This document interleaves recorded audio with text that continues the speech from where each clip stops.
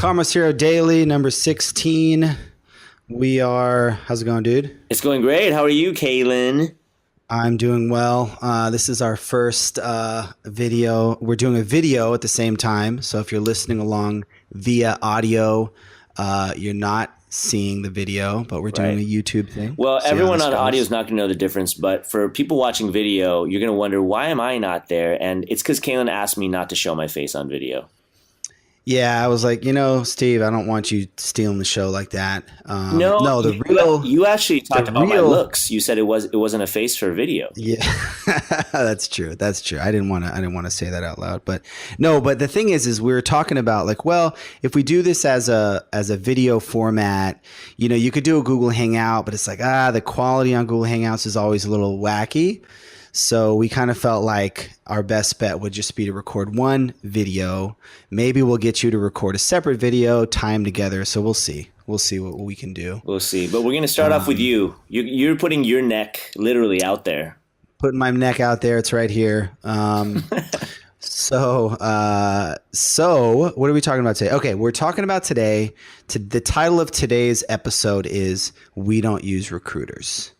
And what I mean by that is a lot of the people that use Commerce Hero in a full-time recruiting capacity have said to me, like, we don't use recruiters like at all. Like we have like a rule, like a no, like a lot of people have like a no recruiter rule for some reason or another. Maybe they've had a bad experience in the past. Maybe they feel like the pricing is crazy or whatever. Maybe they just don't like salespeople or the salesy feel. Right, exactly. Or they just don't like recruiters in general. And so I've heard that like several times. And so I wanted to talk a little bit about that because I think that we're part of what we're doing with our pricing is significantly lower. We also do month-to-month pricing and things like that. So I kind of feel like I'm doing a little bit of a similar thing to what we did with MageMail, which is getting a segment of the market which is not really being served. Like there's a segment of the market that pays for recruiters all the time and they pay the 30% or the 20% or whatever. But then there's this other segment that's like, no, we're not going to go there. And I feel like maybe we're opening up the ability to do recruiting for this different segment of the market. Yeah, I mean, like, how come people don't view you guys as recruiters? Well, they do. I mean, they do. That's like, they're like, we don't use recruiters, but we'll try you out because we know you, or because we know that you're plugged into the Magento space, or we trust you, or we think you look awesome on a YouTube video or whatever. Like there's some inroad that is making them like open up to the idea. It's because you're one of them. You're part of the Magento community. Exactly. Yeah. That's exactly it. So essentially it's like a wolf in sheep's clothing. It's a wolf in sheep's clothing. Right, I come in, I look like a sheep, and then I attack, and then I pounce.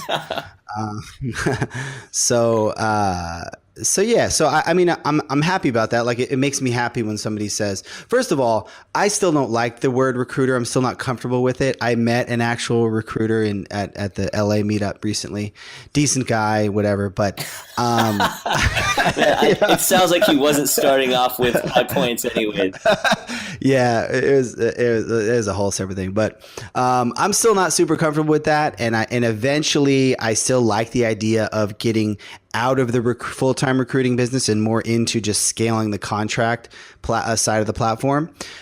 So I'm still not super comfortable with it. And, but we've worked out some of the details, with it, but it makes me happy when people say that and they say, hey, we don't use recruiters, but we'll try you out because we know you or we trust you or whatever. So that's cool. You know, it'd be funny if they used you, had a great experience, and then said, you know what? Maybe we'll try some other recruiters. If you saw the video right now, which you're not looking at it, Steve, I was starting to take a sip of coffee and I almost spit it out. So that was funny. Okay. Well, yeah, that was I just funny. heard silence, so I didn't know if it hit. No, and I mean, honestly, that's a possibility where somebody's like, no, I don't want to try recruiters. And that's what's interesting because you're not always competing with each other in the ways that you think you are. Like somebody might try one recruiter and then try us, or try us and try somebody else. Like there could be, cross pollination that you don't really kind of expect. So yeah, and I guess the other point of this podcast episode is to say that if you don't use recruiters for whatever reason, check us out. Basically, direct right hook. No, but if you don't for whatever, like, okay, one reason that I've talked to people before why they don't use recruiters is because recruiters can be very they can be very, aside from what we said about charging their fee structure and the how much they charge, they can also be very litigious in the sense that if you hire them and then you hire a candidate that they say they referred to you, they'll come after you. Like they have, because they're if they're a big recruiting company and they're doing this at scale and that kind of thing happens to them all the time. And when you say come after you, what do you mean? So they'll sue you, like they'll come after you from a legal point of view. And so for some people, they're like, man, even if a recruiter can help me out, like it's just not worth it because just the risk of having to deal with that is such a hassle. And they have entire departments that are dedicated to that, to dealing with that because it's just something they have to deal with on a regular basis.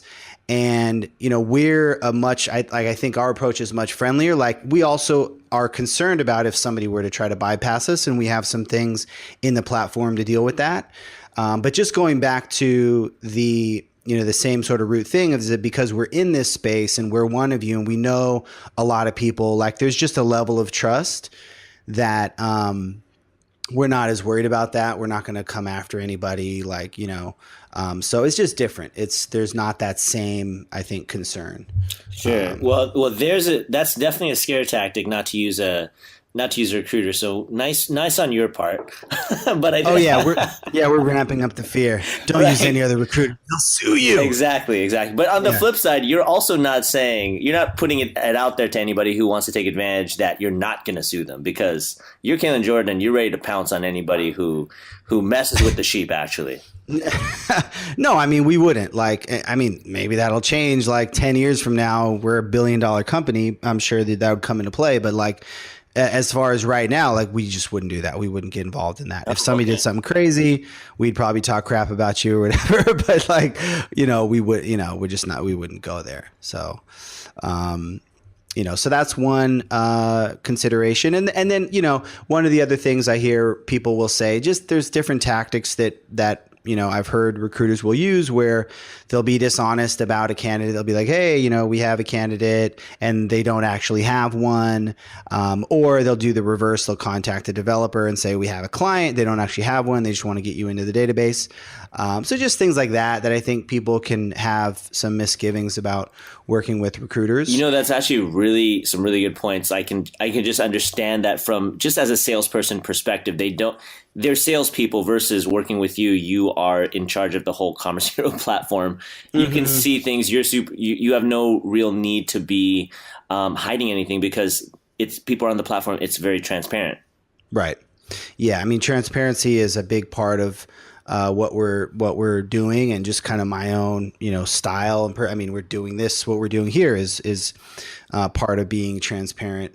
And so that's definitely, something that's important to me, and I think people, would appreciate.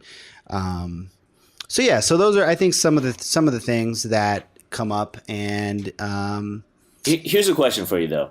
So, I'm hearing all this, and this sounds great. You're basically saying I'm not a salesperson. I'm not going to recruit like this, the traditional type of recruiter does.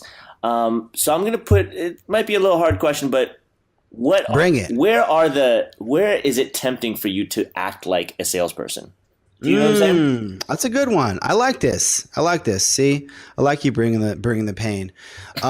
Where is it tempting to act like a salesperson, or to fib, or to exaggerate, or to maybe something so that you might want to get someone on the platform. You think that you just want to give a little extra oomph or an extra reason. Do you ever have that? Do you come across that? Well, one thing I was just thinking about yesterday actually was we did a separate episode on how our matching process and our kind of vetting process, and how, we really work to make really good matches for people. But I was thinking about how some of the time, like we spot check every match before it goes out. Well, I spot check every match before it goes out. But like, I don't always know the person I'm matching with. I don't always know that they're a great fit.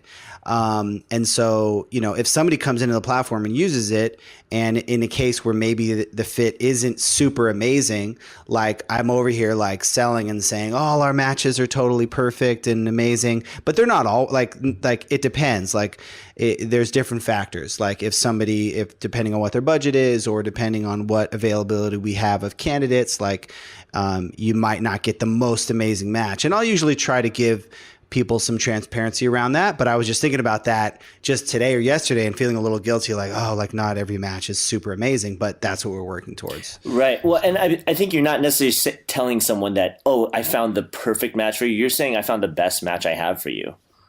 Mm-hmm. Yeah, totally. But, if you come in on the website, finding a Magento developer just got a whole lot easier. You come in, you get a match who maybe for whatever reason isn't super awesome. Then I could see how you're like, like the reality doesn't match the sales copy. Gotcha. So, Gotcha. That's something we want to work to always kind of improve. Sure. Of course. Well, I appreciate you being transparent there. I am nothing if not transparent.